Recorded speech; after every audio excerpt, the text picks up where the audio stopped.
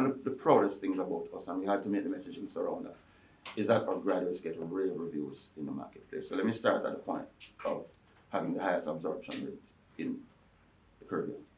80% of our graduates get jobs within 6 months of graduation. That's how open the industry is. That's the first thing. The feedback we get from the industry on what our graduates do on the ground is not only related to what we do in the classroom and through the pedagogy of teaching. It is about an ethos of discipline. So it was about carrying that message of who our people are. You have less work to do. The learning curve is much less steep for our graduates who go into a space because they're well trained. In terms of being a final year student now, do you feel job ready to go to the world? And in terms of the Jamaican industries, do you find it to be attractive enough to allow for students to feel confident in staying in Jamaica?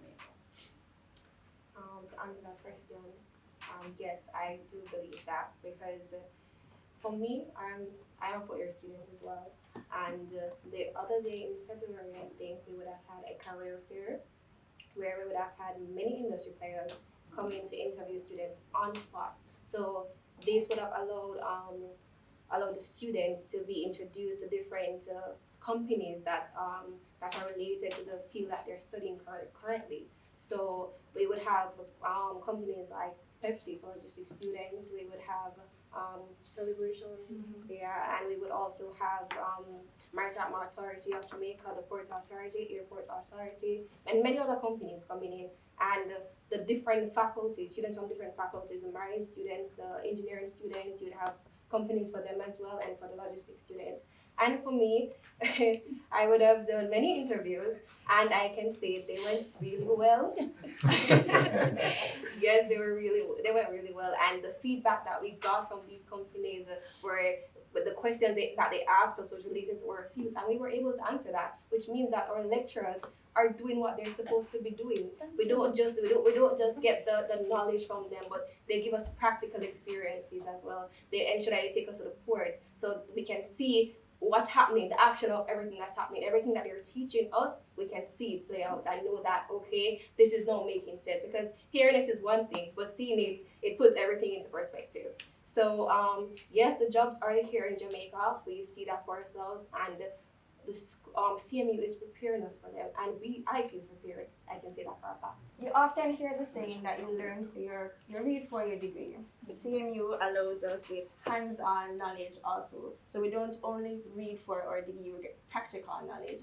And something that I've realized with the career fair, that companies, both major and small, are already always excited to come to Maritime to see what the students have to offer, to hear them interview for their resume and the job positions.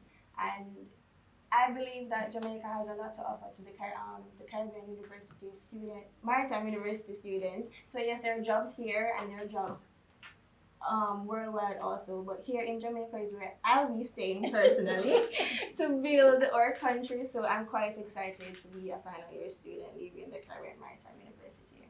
As I broke down the faculties earlier, you'd appreciate that that core faculty from Marine and Nautical Studies will need to go elsewhere for the most part. I'm not finding that that's the case for the students in shipping and logistics, which are the largest faculty. I find that they're being absorbed here. Those who choose to go are in the minority. In fact, we're doing a tracer study right now. We started it last week. We pilot tested it a month ago. We're doing our tracer study because we want more current information about exactly where they are, what they're doing, how they're impacting. Because the last one we did, I would have shared with you the real feedback we're getting. But they have first dibs on the jobs in Jamaica. That's what I'm discovering. And even last year at graduation, I made that point, that I don't have the challenge that I had when I was elsewhere in terms of placing students, simply because our students are uniquely trained.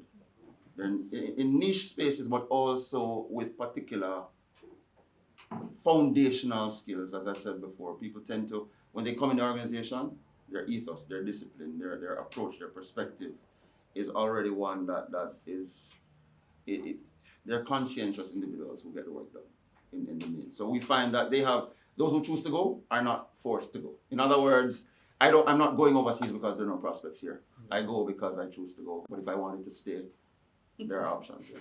part of our programs require that the students are placed for industrial awareness. So they're placed in companies to work for a certain time period during their 4 years. And what we find is that when they do well in their industrial awareness, oftentimes they get employed before they actually finish their studies. There's a story in the past about CMU. So Yes. that's a plus. One of the ones that excites me most, and I'll just leave it there because we have so many, we've signed 17 MOUs in the last 18 months. But the one that excites me most is the German Ship Repair Jamaica MOU. What that one allows us to do is to have individuals, not only CMU grads or students, go there, but it's looking at a community approach to pulling individuals out of the community, giving them skills to be able to do some of the lower level jobs at the German ship repair. They just pulled their first ship successfully out of the water in December, and a large part of that was the assistance of CMU. The CMU's welding shop built a number of the parts that they needed to pull them out. So that's our relationship. But we're going in now for disenfranchised youth. We're going to run them through our programs. German ship repair gives them apprenticeships, but if they can't absorb them, then there are all these shipyards. And what's the expected throughput in terms of the... Yeah, well, okay, so we have 5 people there now, and we've had 5 in the past, so I have 10 who have gone through.